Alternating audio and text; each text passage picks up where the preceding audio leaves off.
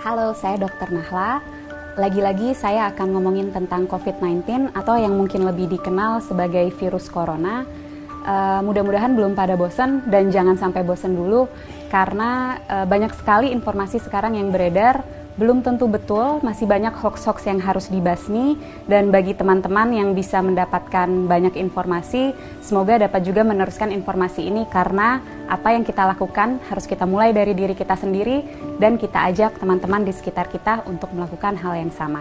Yang mau kita bahas dan mau saya tekankan sekali lagi adalah bahwa virus corona ini atau yang dinamakan virus SARS-CoV-2 ini adalah virus yang sangat baru. Apa dampak dari fakta bahwa ini adalah virus yang baru?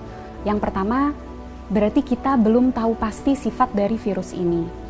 Yang kedua, kita belum tahu pasti efek dan berapa lama efek yang akan disebabkan oleh virus ini. Yang ketiga, belum ada obat yang betul-betul efektif untuk melawan virus ini.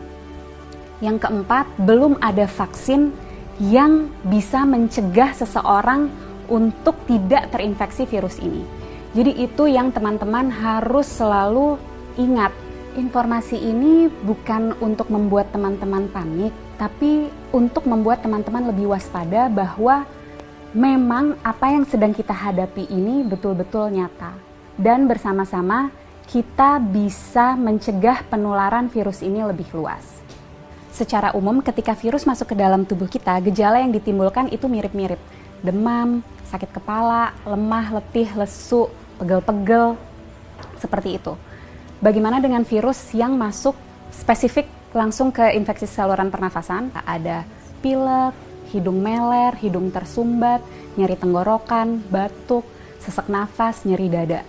Gimana dengan virus SARS-CoV-2 atau virus corona? Gejalanya sangat bervariasi. Jadi gejala-gejala yang tadi saya sebutkan itu bisa ada pada orang yang terinfeksi virus ini. Dan juga jumlah gejala yang timbul itu juga bervariasi. Apa sih yang menyebabkan gejala ini sangat bervariasi? Daya tahan tubuh masing-masing orang.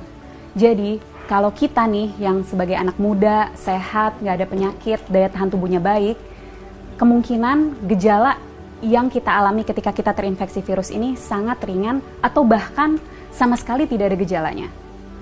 Sekali lagi saya tekankan, orang dengan daya tahan tubuh yang baik itu bisa tidak ada gejalanya walaupun virusnya sudah ada di dalam tubuh kita. Dan orang dengan daya tahan tubuh yang baik, dia mampu menyembuhkan dirinya sendiri karena pada dasarnya virus itu memang self-limited disease. Jadi daya tahan tubuh kita sendiri bisa membasmi virus itu. Bagaimana dengan orang-orang dengan daya tahan tubuh rendah? Tentunya akan dapat mengalami gejala yang lebih berat, bisa sampai sesak nafas, bahkan bisa sampai menyebabkan kematian. Siapa saja sih orang-orang yang kita tahu daya tahan tubuhnya rendah? Yang pertama, orang tua yang usianya di atas 60 tahun. Yang kedua, orang-orang dengan penyakit penyerta. Penyakit penyerta itu apa? Jadi penyakit yang biasanya lagi-lagi ada di orang tua, seperti kencing manis, darah tinggi, sakit jantung, sakit ginjal, sakit paru, sakit liver, kanker, dan lain-lain. Nah, orang-orang inilah yang akan sangat menderita ketika dia terinfeksi oleh virus SARS-CoV-2 atau virus corona ini. Untuk kita yang daya tahan tubuhnya baik, ketika kita terinfeksi virus ini, kita bisa hanya dengan meningkatkan daya tahan tubuh kita, terus kita bisa melawan virus ini. Tapi bagaimana dengan orang-orang dengan daya tahan tubuh rendah?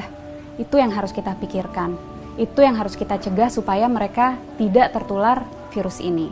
Jadi, apa yang bisa kita lakukan untuk membantu mereka-mereka yang daya tahan tubuhnya rendah? Dengan cara jaga jarak, hindari keramaian, dan di rumah aja. Kenapa? Karena virus ini yang paling kita takutkan dan sudah kita tahu dari virus ini adalah penyebarannya yang sangat amat cepat dan lebih mudah dan lebih cepat di tempat-tempat keramaian. Tapi lagi-lagi jangan panik. Bukan berarti kalau teman-teman yang masih muda dan sehat ini merasa, oh saya ada gejala-gejala COVID-19 nih, ada demam-demam yang sumeng-sumeng, demam rendah, nyeri tenggorokan, sedikit pilek, sedikit batuk, terus harus langsung ke rumah sakit. Bukan itu maksud saya. Bukan berarti Kalau teman-teman ada gejala itu, harus segera ke rumah sakit. Apa yang harus kita lakukan? Ketika mengalami gejala itu, lagi-lagi di rumah aja, tingkatin daya tahan tubuh dari rumah. Dengan cara apa? Istirahat yang cukup, tidur malam yang cukup, 7-9 jam, makan makanan bergizi, minum air yang banyak, kalau bisa lakukan olahraga atau aktivitas ringan di rumah. Kenapa untuk kita yang muda dan sehat ketika mengalami gejala-gejala penyakit COVID-19 lebih baik di rumah aja dan nggak perlu ke rumah sakit? Karena kita mau memastikan bahwa rumah sakit itu tetap tersedia untuk mereka yang betul-betul membutuhkan. Orang tua, orang dengan daya tahan tubuh yang rendah, dan orang-orang muda yang mengalami gejala berat seperti sesak nafas. Mereka itulah yang harus segera ke rumah sakit. Jadi kita pastikan rumah sakit memang untuk mereka yang membutuhkan. Kalau kita bisa di rumah aja. Bagaimana dengan kita yang tidak ada gejala? Sebaiknya tetap jaga jarak, hindari keramaian, dan di rumah aja. Kenapa? Karena seperti yang tadi sudah sempat saya jelaskan, orang dengan daya tahan tubuh baik bisa jadi tidak menimbulkan gejala apapun. Jadi kalau dari luar dia terlihat sehat, belum tentu tidak ada virus itu di dalam tubuhnya. Dan orang-orang tanpa gejala ini tetap bisa menularkan ke orang lain. Melalui apa? Misalnya, kita lagi ngobrol-ngobrol sambil makan, dia tersedak, batuk, virusnya banyak di situ. Atau lagi di mobil bareng, AC-nya kenceng banget, kedinginan, dia bersin, virusnya ada di situ. Penting untuk kita jaga jarak 1 meter untuk memastikan droplet yang keluar melalui batuk ataupun bersin tidak terkena pada kita. Penting sekali untuk kita untuk selalu cuci tangan dengan cara yang benar dan sering-sering untuk memastikan jika secara tidak sengaja kita menyentuh droplet itu, kita bisa membersihkannya. Dan yang juga penting, jangan menyentuh wajah dengan tangan kita yang belum bersih. Kenapa? Karena virus akan lebih cepat menyebar, lebih cepat masuk melalui mukosa mata, hidung, dan mulut. Penting untuk kita menghindari keramaian untuk memutus rantai penularan ini. Penting untuk kita di rumah aja supaya kita bisa terus meningkatkan daya tahan tubuh kita untuk dapat melawan virus ini. Bagaimana untuk kita yang tidak bisa di rumah aja, terpaksa harus bekerja di luar atau harus pergi keluar, tetap usahakan untuk menjaga jarak. Jaga jarak 1 meter dan usahakan sebisa mungkin menghindari keramaian.